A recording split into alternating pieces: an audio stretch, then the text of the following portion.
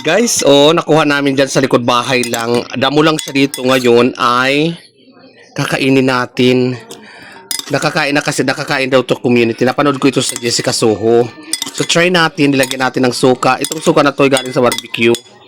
Sobra. So, naalala ko tong bunga na to. Ipapakita ko din sa inyo sa susunod kung anong klaseng halaman ito at kung saan namin to kinuha, guys, ha.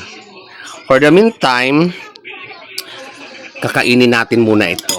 Ayan, oh. tinatawag ito guys, native pipino. So tikman na natin, guys. Tilawin ni you guys.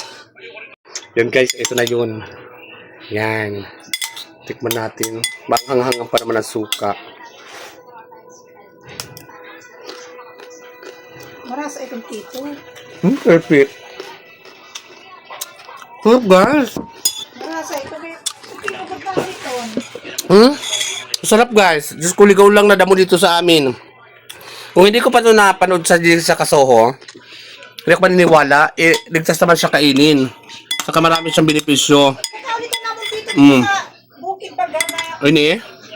una pagkuwari mamamisan mga Perfect lasang pipino talaga siya, guys. pipino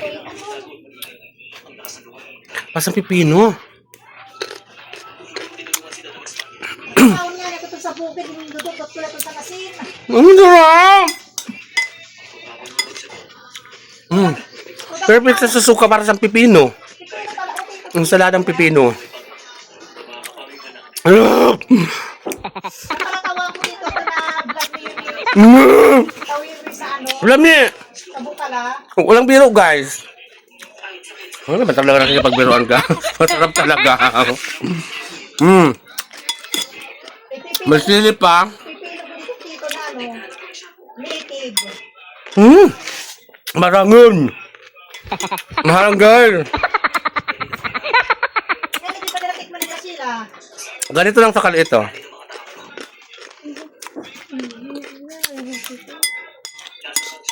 Isa pa.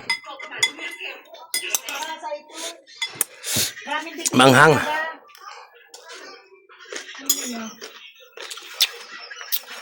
Sarap, guys. Hindi ka ulo naman ni papa mo. Gusto nyo?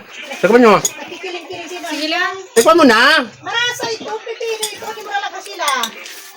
Sige lang, tikman mo na. Tulad mo ang awa. Yum. Marasa ba? Oo, bebe. Hindi ako nakakausap. Hindi ko nakakaon. Masarap, guys. Guys. Nagkrasi na sa kasi Wiwi ayaw. Si Wiwi ayaw kumain. Pero ito masarap.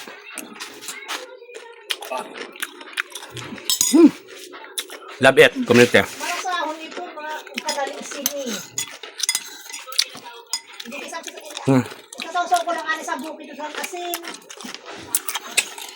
Oh, nalo ka nila. Perfect siya sa may suka. Kamot na. Ay, pagkala ko kasi nalya ko habok ka ha. Wow, ano?